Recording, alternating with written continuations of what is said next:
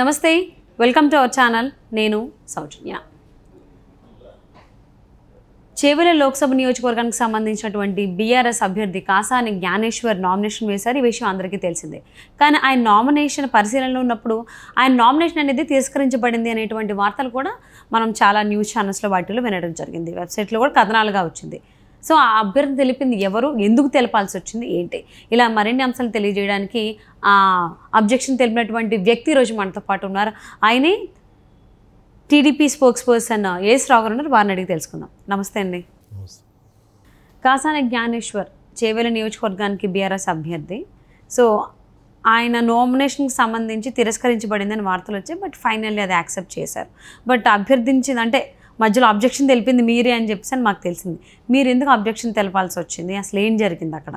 సౌజన్య గారు, ఫస్ట్ తెలంగాణ తెలుగుదేశం పార్టీకి ఈ విభాగానికి కాసాని జ్ఞానేశ్వర్ అధ్యక్షుడిగా ఉండే, మా పార్టీని మొత్తం కుదిలి చేద్దామని, మా పార్టీని మొత్తం నిర్వీర్యం చేయాలని ఒక హిడెన్ పాలసీ తోటి బీఆర్ఎస్ ఏజెంట్గా మా దగ్గర చేరిండు.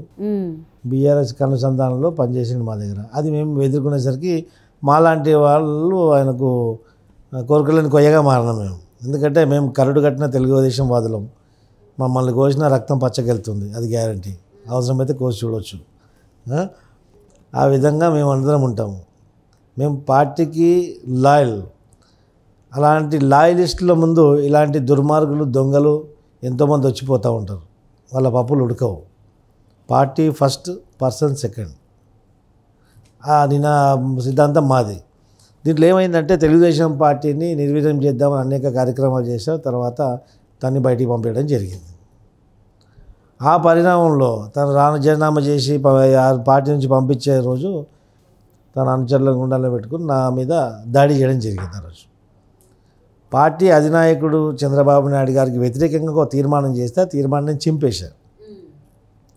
పార్టీకి వ్యతిరేకించే వారిని, చంద్రబాబు నాయుడు గారిని వ్యతిరేకించే ఎవరినైనా కానీ ఖచ్చితంగా వాడిపైన నేను వీరోచితంగా పోరాడిన గత 20 సంవత్సరాల నుంచి. గతంలో తెలంగాణ మూమెంట్లో ఉద్యమం సమయంలో ఒక అడ్వకేట్ల గ్రూప్ మొత్తం చంద్రబాబు నాయుడు గారి పైన ఒక షూ ఇసిరారు, పక్కకు పడ్డది. ఇంకో షూ ఇసురుద్దని ఆపాను, వాళ్ళు ఆగలేదు, ఇంకో షూ ఇసిరబోయారు. 50 మంది అడ్వకేట్ల పైన నేను ఒక్కరినే దుంకేసి వాళ్ళ మీద నేను దాడి చేయడం జరిగింది. దాంట్లో నేను గాయపడిపోయినాను. ఆ తర్వాత నేను హాస్పిటలైజ్ అయినాను. వాళ్ళందరిపైన కేసులు నమోదు చేశాను. చంద్రబాబు నాయుడు గారు స్వయంగా నన్ను పరామర్శించారు. ఆ తర్వాత బాబ్లీలో కూడా చంద్రబాబు నాయుడు గారు వెంబడి నేను 8 రోజులు జైల్లో ఉన్నాను. వారి పక్కనే వారి పక్కనే ఉన్న 24 గంటలు. ఆ సమయంలో కూడా ఒక పోలీస్ అధికారి చంద్రబాబు నాయుడు గారి పైన లాఠీ కొట్టడానికి వస్తే అడ్డుకొని నా ఈపంతా సున్నం అయిపోయింది. ఆ రోజు అత్యంగా ఎక్కువ శాతం కొట్టింది పోలీసులు నన్నే, మహారాష్ట్రలో. ఓకే.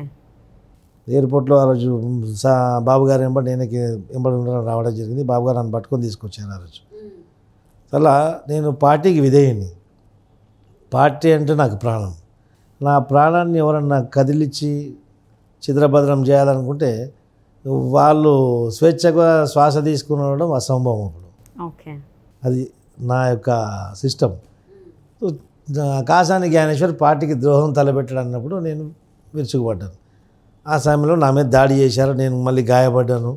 ఇమ్మీడియట్లీ పోలీస్ కంప్లైంట్ ఇస్తే ఆఫీస్ వదిలేసి పారిపోవడం జరిగింది. ఆ కంప్లైంట్ రిజిస్టర్ అయింది. కాసాని జ్ఞానేశ్వర్ A1గా ముద్దాయిగా నమోదైంది దాంట్లో. ఆ తర్వాత ఇన్వెస్టిగేషన్ చేయట్లేదు ఇంకా అని చెప్పేసి, లేట్ అవుతుందని చెప్పేసి నేను పోలీస్ కమిషనర్ గారిని, ఇప్పుడు కొత్తగా శ్రీనివాసరెడ్డి గారు వచ్చారు, వారిని కూడా కలిశాను. కలిసిన తర్వాత మేము ఇన్వెస్టిగేషన్ చేస్తామని చెప్పారు. కానీ ఇన్వెస్టిగేషన్ చేస్తారులే అని నేను ఊకున్నాను. మొన్న తర్వాత మళ్ళీ మా పార్టీ నుంచి వెళ్ళిపోయి మళ్ళీ ఆ అడకతిన్న పార్టీలో బీఆర్ఎస్లో పోయి జాయిన్ అయ్యాడు. ఎందుకంటే బీఆర్ఎస్ నుంచి వచ్చిండు, బీఆర్ఎస్ ఆదేశాల మేరకే ఇక్కడికి వచ్చాడు, బీఆర్ఎస్కి అనుకూలంగానే పనిచేశాడు. బీఆర్ఎస్లో జాయిన్ అయిన తర్వాత మళ్ళీ బీఆర్ఎస్లో ఇప్పుడు ఆడ బీఆర్ఎస్లో ఎవడు కాంటెస్టెంట్కి టికెట్లు ఇచ్చినా కానీ పారిపోతున్నారు. కడియం శ్రీరెడ్డి లాంటి వాళ్ళు, రంజిత్ రెడ్డి లాంటి వాళ్ళు. ఫస్ట్ మీకు పార్లమెంట్ మీకే అనేది అనౌన్స్ చేసినాక కూడా, బీఫామ్ ఇచ్చినాక కూడా పారిపోతున్నారు వాళ్ళు. నీ పార్టీ వద్దు, నువ్వు వదిలేబోయి పోతున్నావు. ఇప్పుడు ఆడ కొట్లాంటాడు ఎవడు, కుంటోడు, గుడ్డోడు, ఎడ్డోడు, పిచ్చోడు. అలాంటి వాళ్ళే ఆడ బాబుమోహన్ లాంటి వాళ్ళు, కేపాల్ లాంటి వాళ్ళు అక్కడ ఉన్నారు. అలాంటి వాళ్ళతో పార్టీ నడుస్తుంది ఇప్పుడు. అది దాంట్లో ఇప్పుడు ఏదేమైనా కానీ చేవెళ్ల నియోజకవర్గం నుంచి ఎంపీగా పోటీ చేస్తున్నప్పుడు ఎన్నికల నియమావళిలో ఎన్నికల కమిషన్ అనేది ఒక నిబంధనలు పెట్టింది. ఎందుకంటే డే బై డే ఇది ఇంప్రూవ్ చేస్తూ పోతుంది ఎన్నికల కమిషన్. ఎందుకంటే ఎన్నికల బరిలో ఒక విద్యావంతుడు, సంస్కారవంతుడు, ఒక నాయకుని అవుతామని రాకుండా ఒక గుండాలు, భూ కబ్జాదారులు, చరిత్రహీనులు ఇలాంటి వాళ్ళు అసాంఘిక కార్యక్రమాలకు పాల్పడటం, ఇలాంటి వాళ్ళు రాజకీయంలో ప్రవేశం చేసి ఈ యొక్క చట్టసభలకు ఎలక్షన్లకు నిలబడి ఆ ఎలక్షన్లో ఎన్నికై మళ్ళీ చట్టసభలలో వాళ్ళే కూర్చుంటే ఈ విద్యావంతుడు ఉన్నత విద్యను అభ్యసించిన వాడు కూడా ఆ యొక్క క్యారెక్టర్లెస్ ఫెలోస్ దగ్గర పోయి మోకరిలో అవసరం వస్తుంది. వాడి అపాయింట్మెంట్ గురించి వీడి పక్కన కూర్చొని అర్హత లేనివాడు రేపు ఎన్నిక ఎక్కడ కూర్చుంటే వాడి అపాయింట్మెంట్ గురించి వీడు ప్రాధాయపడి నానా తంటాలు పడవలసి వస్తుంది.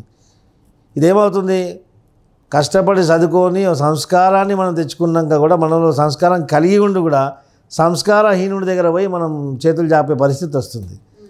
దీన్ని గమనించి ఎన్నికల కమిషన్ ఏం చేసిందంటే ఖచ్చితంగా ఎవడైతే కాంటెస్ట్ చేస్తుండ్రో అభ్యర్థి యొక్క నేర చరిత్ర ఖచ్చితంగా పొందుపరచాలి అఫిడేవిట్లో తూచా తప్పకుండా అని చెప్పి నియమావళి పెట్టింది.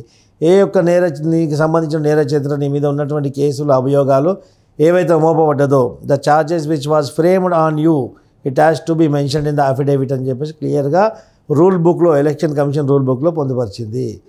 సో ఎన్నికల కమిషన్ దాంట్లో అఫిడేవిట్లో రాయాలా.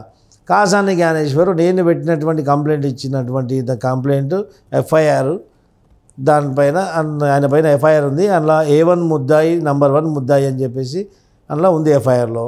ఆ ఎఫ్ఐఆర్ వివరాలు దాంట్లో రాయలేదు అఫిడేవిట్లో. నేను అఫిడేవిట్ తీసుకొని చూసాను, వివరాలు రాయలేదు.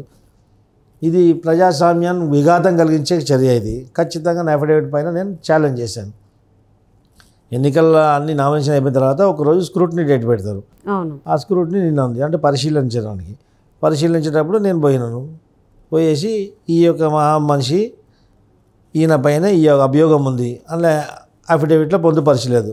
So it is a fit case to reject his nomination అని చెప్పేసి నేను ఖచ్చితంగా ఎన్నికల కమిషన్తో వాదించినప్పుడు ఏం చేశారు, మా ఎఫ్ఐఆర్లో ఉన్నప్పటికీ ఛార్జ్షీట్లో ఆయన పేరు లేదు, తొలగించారని చెప్తున్నారు వాళ్ళ అడ్వకేట్. మళ్ళీ నేను ఇంకో రూలింగ్ పెట్టా. సుప్రీంకోర్టు సైటేషన్ ప్రకారంగా ఛార్జ్షీట్లో లేనంత మాత్రాన ఇన్వెస్టిగేషన్ కంప్లీట్ అయిపోలేదు, కేసు క్లోజ్ కాలేదు. ఇన్వెస్టిగేషన్ చేస్తూ పోలీసులు మళ్ళీ అడిషనల్ ఛార్జ్షీట్ కూడా ఫైల్ చేసే అవకాశం ఉంటుంది. దాంట్లో మళ్ళీ ఈయన నేరస్తుడని అభియోగం తేలితే నేరం చేసినా, నేరం చేయడానికి ప్రలోభాలు సృష్టించినా, ప్రొవోక్ చేసినా ఖచ్చితంగా ఆయన ఏమనవుతాడు. అప్పుడు మళ్ళీ అడిషనల్ ఛార్జ్షీట్ కింద ఆయన పేరు రావచ్చు. ఎఫ్ఐఆర్ మాత్రం ఉంటే ఖచ్చితంగా దాంట్లో పొందుపరచాలని చెప్పేసి ఈ నియమావళి ఉందని మళ్ళీ నేను సైటేషన్స్తో సహా ఇచ్చా. పొద్దున్న నుంచి సాయంత్రం వరకు వాదోపవాదాలు నడిచాయి.